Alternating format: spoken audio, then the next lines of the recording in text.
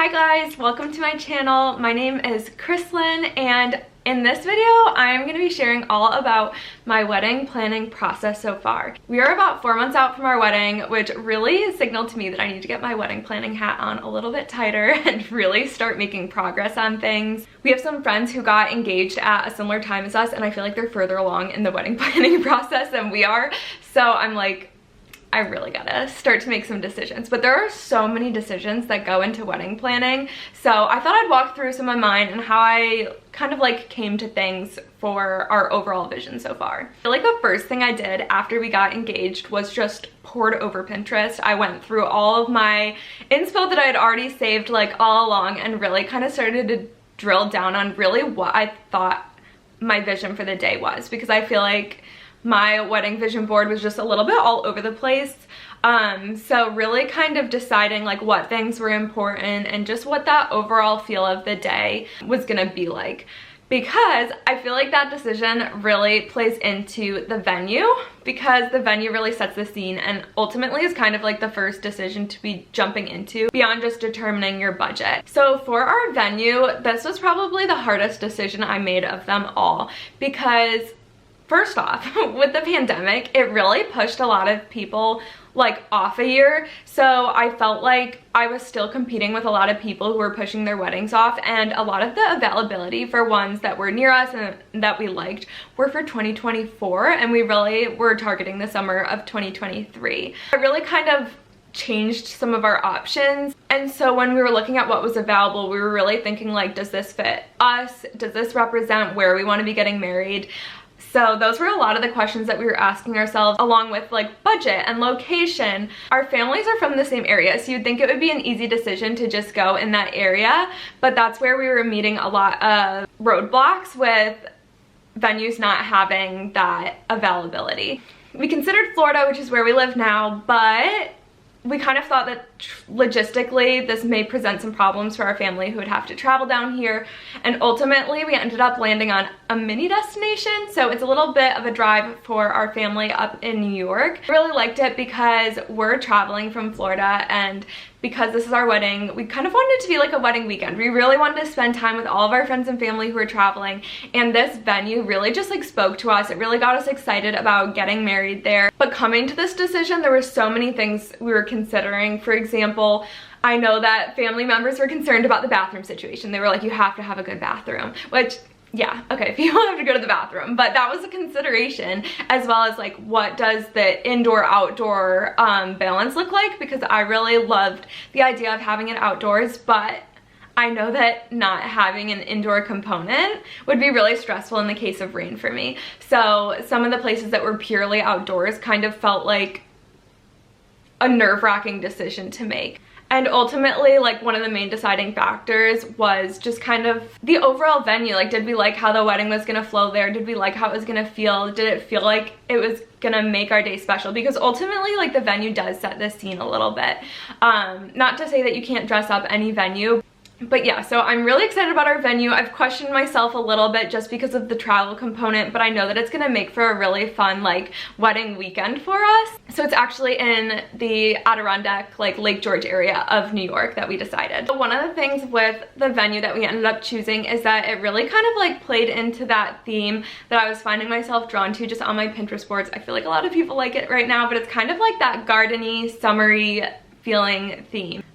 I guess I don't want to lean too much into any theme, because I just don't want anything to be like overly themed. Like, I don't want to do like Italian summer theme. Like, I just feel like that feels a little bit like too strong. I want it to just be like our day, but I'm definitely leaning into those garden elements because that is a huge component of our venue. They have beautiful flowers throughout it. And then with that, I think we're looking at a color palette of like blush pink, cream, sage green, and then I think that Dylan is gonna wear navy. He just felt like he'd be more comfortable wearing a navy suit instead of a black, especially with it being summer, a little bit more of a casual type venue. So he'll be in that, but then the rest of the colors will be like kind of that light pink, cream, and sage green throughout.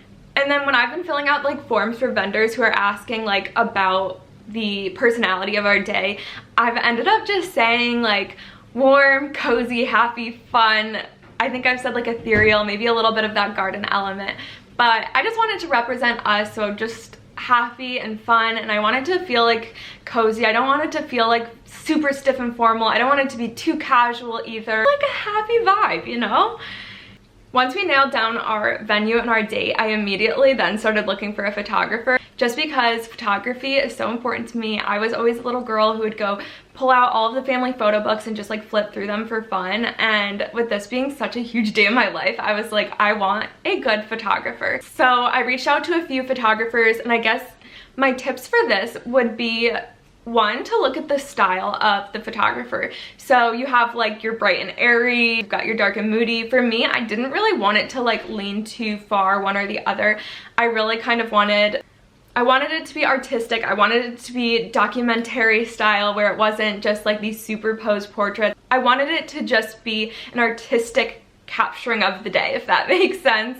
And I wanted like the colors to look good. So when I was looking at photographers like galleries on Instagram, I was like, do people's skin tones look right? Because some people would be like really washed out, or they would like make them too saturated, like their skin, to make them look tan. And for me, I just kind of liked it to be a little bit more authentic coloring. So that was something I kept in mind for myself and my personal taste. Started looking for, and I was looking at like Instagram hashtags. I was looking through different venues and seeing the photographers who had photographed there before, and I ended up just like saving them on my Instagram, and then started reaching out to some. I would say another tip with a photographer would be to ask for their gallery, because I noticed one that I was almost gonna go with had a really beautiful like Instagram feed. Her pictures were beautiful on there, but once I asked her for her full gallery, she really was just posting some of her best ones, and I felt like the others just did not have like the higher quality of editing. That for me was kind of like important to see, and I feel like that's a tip I would share with other people. So overall, I'm just really excited for our photographer, because I feel like her photography just looks like an art. I feel like she takes her business like very seriously, and ultimately I do feel like in a way you're paying a little bit higher for that skill level, but for me, with how important photography is to me, that was something that I was like willing to budget for. And I'd say that like same note for the videographer as well. I know that video is not something that everybody does for their weddings, but I love video, clearly, so I really wanted it to be captured. I wanted to be able to watch the day back, because I am the type of person who would go back and watch it like a million times. Same sort of stuff that I was looking for the videographer. Again, some videographers like take the exposure way up and people look weirdly washed out, and there are some that go too dark and moody, like the same thing. It was just that editing style that I was really looking for, and I was looking for somebody who added a little bit of character. I wanted somebody who understood how to like make the video speak to the couple's like personality, because I feel like some videographers, you can see that they just follow this template almost, and for me, I just wanted a little bit more of our like personality like infused into the video. So I'm really excited for the videographer that we chose. Again, this was another area where we like upped our budget just a little bit, because it was something that was really important to us just as creative people who love like capturing the moment. Then, as I said, our venue has a lot of flowers throughout, so for the florist, that was an area that we were like, oh, we could save a little bit with our budget, because flowers are expensive. So I guess there's not too much to say on that, versus like I was kind of like looking at something that was a little bit more budget friendly. Our venue also requires a day of coordinator, which honestly I was kind of happy to see, because whenever I watch YouTube videos where people are like, oh, what I wish I did differently for my wedding, they all say having a day of coordinator. I feel like honestly that just alleviates a lot of the stress off of like my family members, like my mom, my fiance's mom, from running around and trying to like set up the guest book and all of that stuff, or like making sure the timeline goes right. So I'm excited to have that day of coordinator who really starts working with me about a month out, just to make sure that she's filled in on all the details and can help us execute the day properly. So I'd say that's probably a good decision if that's something that you're interested in. I didn't do a wedding planner though. I felt like I could do some of the research on my own, which honestly in hindsight maybe would have been nice, just because I just have so many decisions to make while also just like working a job and taking care of my dog. But I do feel like I have a pretty particular taste that I don't know if a wedding planner could quite now, so I am happy. I like to kind of have my hand in on the decision making. For caterer, I don't have too much to share on this one just because our venue had us select from 3 caterers who knew kind of like the restrictions of the venue since they don't have a kitchen like built in. But just like keeping in mind budget and also just keeping in mind like what different age groups would like was something that we were doing when selecting our menu. So DJ is kind of a funny one because we honestly weren't gonna do a DJ because I have been working on a Spotify playlist for so long for the wedding, and I was like, it's fine, we can just play it ourselves, somebody can MC it. But ultimately I ended up coming to the conclusion that if something went wrong, like something wasn't going right, and we don't have an expert who knows like the sound system and how to fix things, I feel like we would just be panicked. That would honestly kind of be, it would ruin the day because I can't imagine a wedding without like music going properly. So ultimately we decided to go with a DJ, and I think it was a good decision, and he seems like he really wants to like listen to us and the songs that we want for the reception, the ceremony, any of that. Pretty sure that I can share my playlist with him. See, I have a cute little like cover photo. Obviously was listening to Taylor Swift. But yeah, so I think he'll work with us. Then in terms of like dresses and stuff, I went dress shopping, which honestly, I kind of didn't like the experience. I feel like personally it was a little bit overwhelming because I can be a bit of a people pleaser. So when the bridal like stylists were like trying to help me pick out dresses, they would pick ones that were not my style at all. They'd be like, you look gorgeous, this is so good for you. And it was like these heavily like beaded, sequined, very elaborate dresses that I did not see myself going with whatsoever. And I was like, oh yeah, like I'll try it on because I felt bad. But yeah, I feel like that process was a little bit stressful because they were really pushing you towards like certain gowns. But I did end up finding a dress that I think really suits me, it fits well with the venue, and I'm excited about it.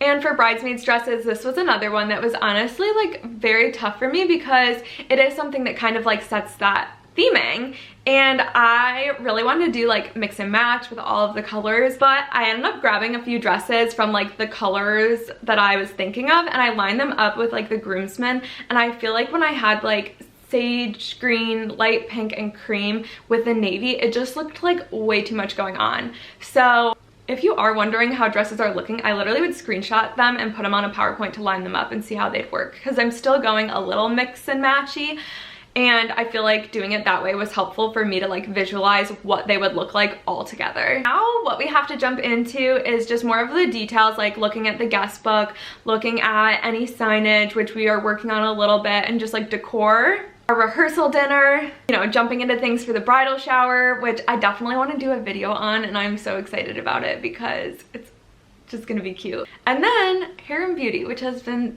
the absolute worst decision for me to make because I didn't love it with prom how I looked like super glammed up, and I just want to look like myself, but at the same time don't know if I'm good enough at makeup / it would last the whole day.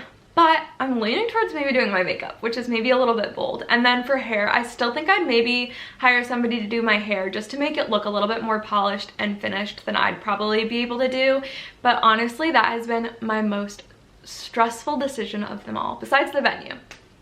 I feel like with any decision I've had to make, I've needed like a 3-week recovery period, which is what's really stalled my planning.